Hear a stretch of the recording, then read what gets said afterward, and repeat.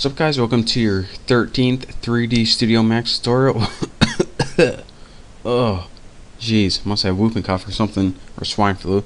Anyways, welcome to your 13th 3D Studio Max tutorial.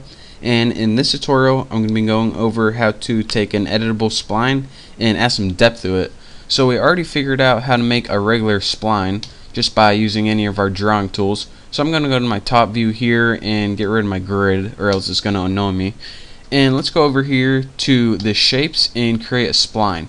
So I'm going to go ahead and make just a little shape like this, curve it, and keep one right there.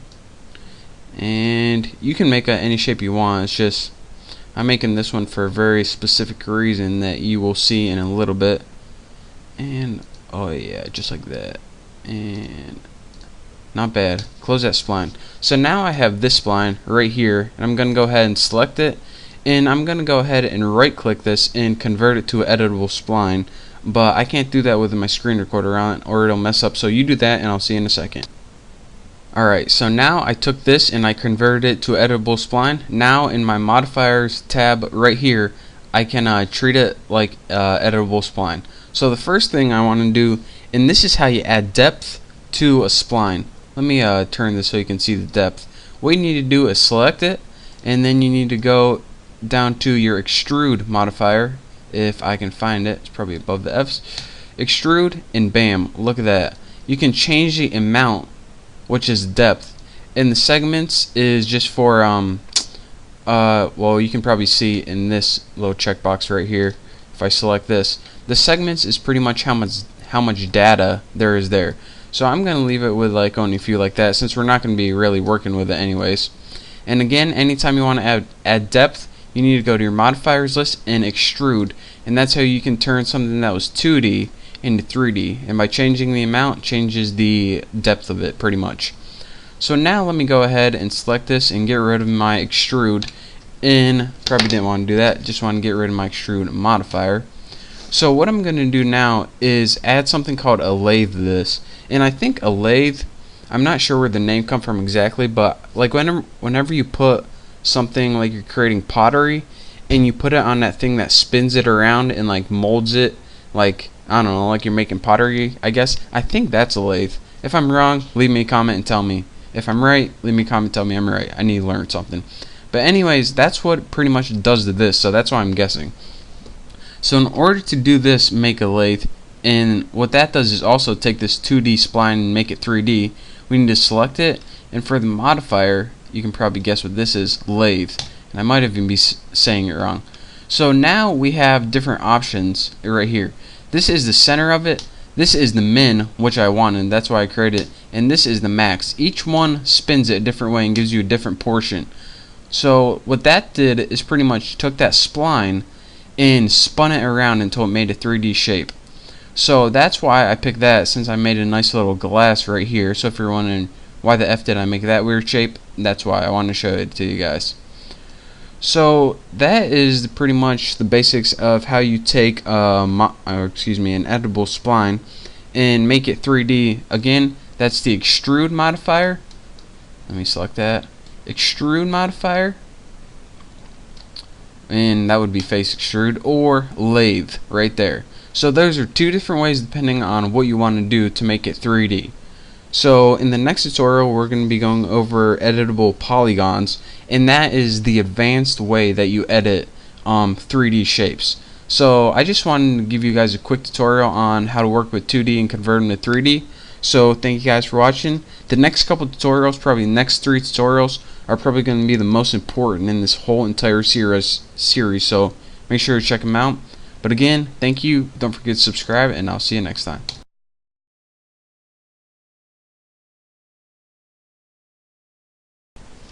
What's up, guys? Welcome to your 14th 3D Studio Max tutorial, and in this tutorial we're going to be covering editable polygons. Now this is probably what you're going to use when you're making the rest of your animations from now on, actually, like character models, or cars, or anything actually. So let's go ahead and get right into it.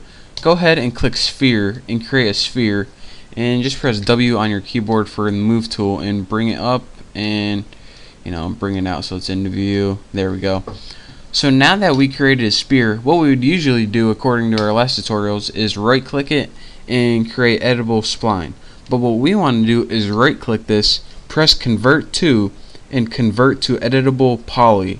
Now I can't show you this or else my screen recorder will mess up, but again I'm going to right click it, convert to editable poly. So you do that and I'll see you in a second. Alright guys, I just selected this, converted to editable poly, and it brought up our modify tab and it shows that this is indeed an editable poly. So there are two different ways that we can alter this, and that is with our modifiers, and those are things we learned before that does weird transformations through this, or we can work with each of the individual sub objects. So if we go ahead and expand this menu right here, we can see them all. The vertex is all the points that make up the object. The edges, let me see, I could probably scroll in this one a little better. The edges are these lines. The edges are what connect the vertexes. You don't want to work with border usually unless you're doing something real specific. The poly is each one of these shapes, or each face of it pretty much. So the polys are the faces, and the last one, the elements. If you have any if you have a couple objects in here, then it's going to select the entire thing. So you don't really want to work with elements a lot. What we're going to be doing is work with poly like 99% of the time. Poly and probably polygons, so we can work with the faces. But for right now, go to vertex because that's where we're going to be working with. And let's just zoom in a little bit. Right there. And another thing I want to point out, let's just zoom in a little bit for more. Anytime we have one of these sub objects selected, it's going to turn red. So we can select them by clicking on them. We can also click and drag to select a multiple amount, or if we want to select non-adjacent ones, we can click, hold control, click, click, and then we get random ones if we hold down control and click. So that's how we select various what they're called, sub objects. And again, once you select them, they're going to turn red.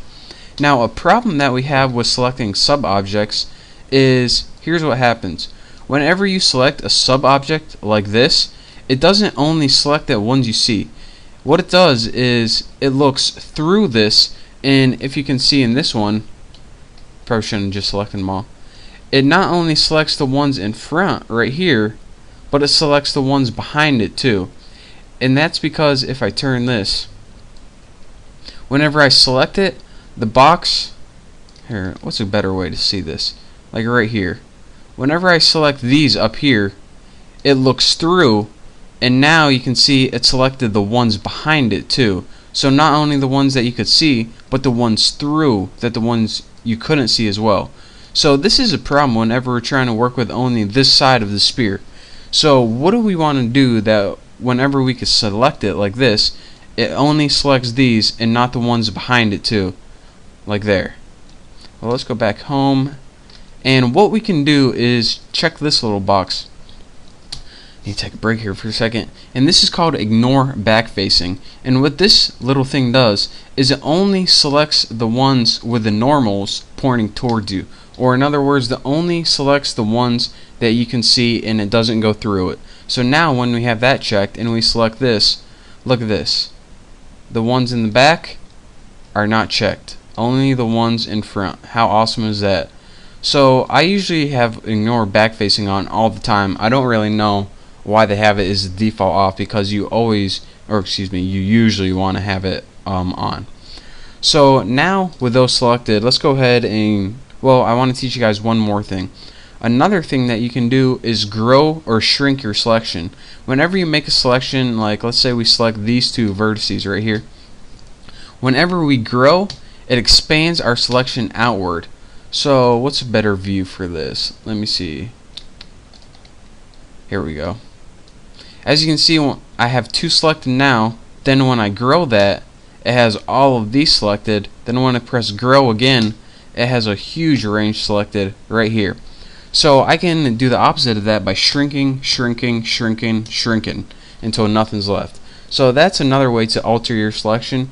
But for now, let's go ahead and do something with this. I'm going to select these two right here, and make sure you have ignore backfacing off. Press W to get your move tool, and go ahead and pull them out. So now we have this little thing popping out of our sphere right there.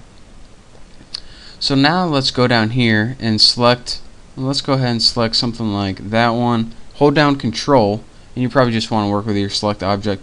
This one, this one, this one, and this one, and this one. Now go ahead and press W again, and let's go ahead and take those and Y and move them back, like right there. So let me see how it looks. So now we got something that looks like a nose, kind of, and a mouth. And again, I'm just teaching you how to use them. I'm not making a real good animation, but I guess the only thing we need now is eyes. This pretty much looks like a jack-o'-lantern, but hey, whatever. So now in order to get eyes, here's what I'm going to do. Go back and get out of your modify panel and go to the create panel, and let's go ahead and create two spheres. So in your standard primitives, go ahead and create a sphere right there. That looks good. Now let's go ahead and move that up, and if we zoom out a little bit, we can move it over, up, and over, and just back a little bit to set it in his head. Gotta position this just right, don't want to mess it up. Right there. Actually, you probably should move it over a little bit. He ain't no Cyclops. So then after that, go ahead with this selected, hold down Shift on your keyboard, and we can move it over to this side right here and move it back just like that. So what Shift does is create a copy of it, which you should know from the other tutorials. So now we have this little dude with the nose that we extruded using the vertices, and also the mouth, which we selected all the vertices and pushed them back. So that is your real quick tutorial on how to make a jack-o'-lantern type. Again, didn't want to really create anything in this tutorial. I just wanted to show you how you can use your vertices and sub-objects to select different parts of the sphere, sphere, and move them in and out. So look at that. That is a professional looking. They should put that in a video game or something. Mr. Jack-o'-lantern. That is good. I gotta send that. Gotta put this on my resume. But anyways, thank you guys for watching. Hopefully you know how to work a little bit with editable polys now. In the next tutorial, we're going to be learning how to work with them in an advanced kind of way. So again, thank you guys for watching. Don't forget to subscribe, and I will see you next time.